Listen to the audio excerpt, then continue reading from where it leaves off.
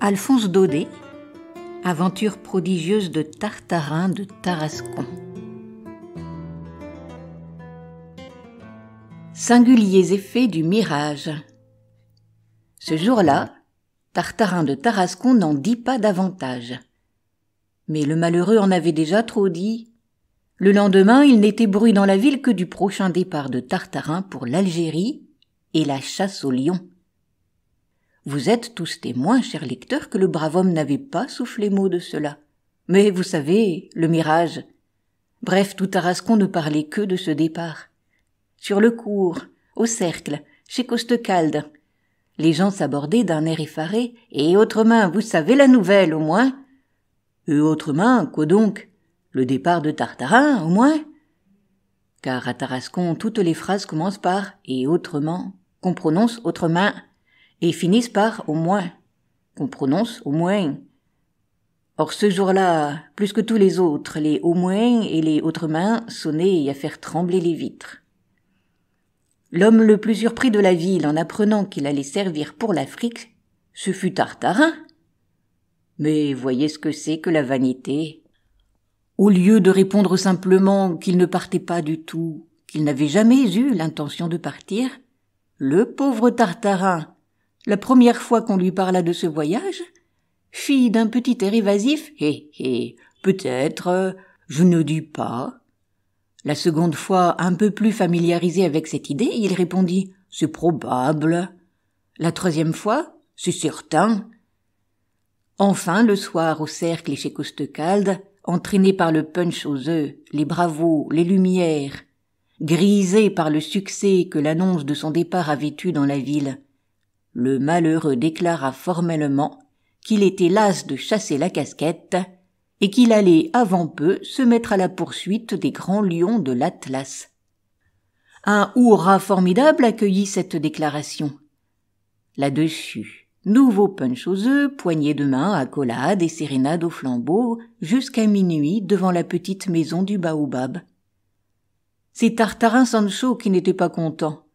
Cette idée de voyage en Afrique et de chasse au lion lui donnait le frisson par avance. Et en rentrant au logis, pendant que la sérénade d'honneur sonnait sous leur fenêtre, il fit à Tartarin Quichotte une scène effroyable, l'appelant toqué, visionnaire, imprudent, triple fou, lui détaillant par le menu toutes les catastrophes qui l'attendaient dans cette expédition, naufrage, rhumatisme, fièvre chaude, dysenterie, peste noire, éléphantiasis et le reste. En vain, Tartarin Quichotte jurait-il de ne pas faire d'imprudence, qu'il se couvrirait bien, qu'il emporterait tout ce qu'il faudrait. Tartarin Sancho ne voulait rien entendre. Le pauvre homme se voyait déjà déchiqueté par les lions, englouti dans les sables du désert comme feu Cambise, et l'autre Tartarin ne parvint à l'apaiser un peu qu'en lui expliquant que ce n'était pas pour tout de suite, que rien ne pressait, et qu'en fin de compte il n'était pas encore parti. Il est bien clair, en effet, que l'on ne s'embarque pas pour une expédition semblable sans prendre quelques précautions. Il faut savoir où l'on va, que diable, et ne pas partir comme un oiseau. Avant toute chose, le Tarasconnais voulut lire les récits des grands touristes africains, les relations de Mungo Park, de Caillé, du docteur Livingstone, d'Henri Duveyrier. Là, il vit que ces intrépides voyageurs, avant de chausser leurs sandales pour les excursions lointaines, s'étaient préparés de longue main à supporter la faim, la soif, les marches forcées, les privations de toutes sortes. Tartarin voulut faire comme eux, et à partir de ce jour-là, ne se nourrit plus que d'eau bouillie. Ce qu'on appelle eau bouillie à Tarascon, c'est quelques tranches de pain noyées dans de l'eau chaude, avec une gousse d'ail, un peu de thym, un brin de laurier. Le régime était sévère, et vous pensez si le pauvre Sancho fit la grimace ?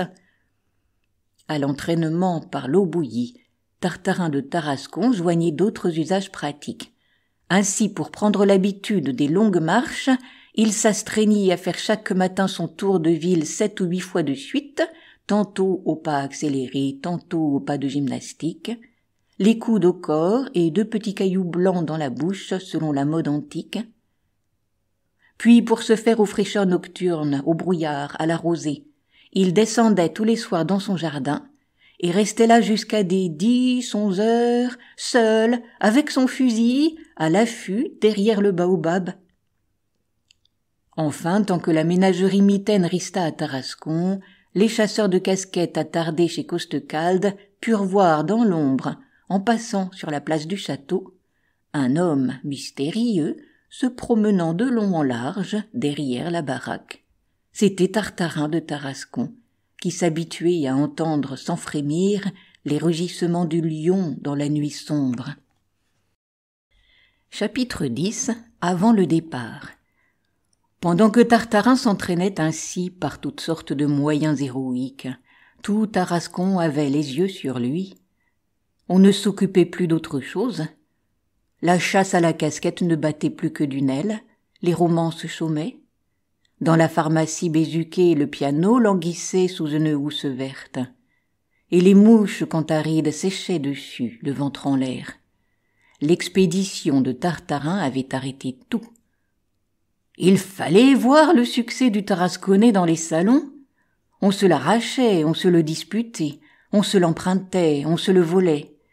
Il n'y avait pas de plus grand honneur pour les dames que d'aller à la ménagerie mitaine au bras de Tartarin et de se faire expliquer devant la cage au lion comment on s'y prenait pour chasser ces grandes bêtes, où il fallait viser, à combien de pas, si les accidents étaient nombreux, etc.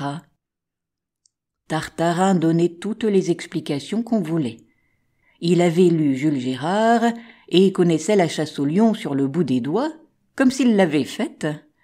Aussi parlait-il de ces choses avec une grande éloquence.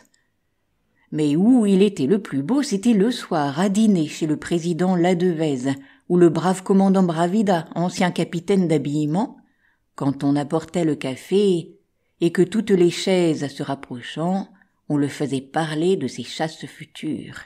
Alors, le coude sur la nappe, le nez dans son moka, le héros racontait d'une voix émue tous les dangers qui l'attendaient là-bas. Il disait les longs affûts sans lune, les marais pestilentiels, les rivières empoisonnées par la feuille de laurier rose, les neiges, les soleils ardents, les scorpions, les pluies de sauterelles. Il disait aussi les mœurs des grands lions de l'Atlas, leur façon de combattre, leur vigueur phénoménale et leur férocité. Puis, s'exaltant à son propre récit, il se levait de table, bondissait au milieu de la salle à manger, imitant le cri du lion, le bruit d'une carabine, pan, pan, le sifflement d'une balle explosive, gesticulait, rugissait, renversait les chaises. Autour de la table, tout le monde était pâle. Les hommes se regardaient en hochant la tête. Les dames fermaient les yeux avec de petits cris d'effroi. Les vieillards brandissaient leurs longues cannes belliqueuses. Et dans la chambre à côté, les petits garçonnets qu'on couche de bonne heure, éveillés en sursaut par les rugissements et les coups de feu, avaient grand-peur et demandaient de la lumière. En attendant, Tartarin ne partait pas. À bientôt pour de nouvelles aventures. Vous pouvez retrouver des histoires et des poésies sur ma chaîne Entendre lire.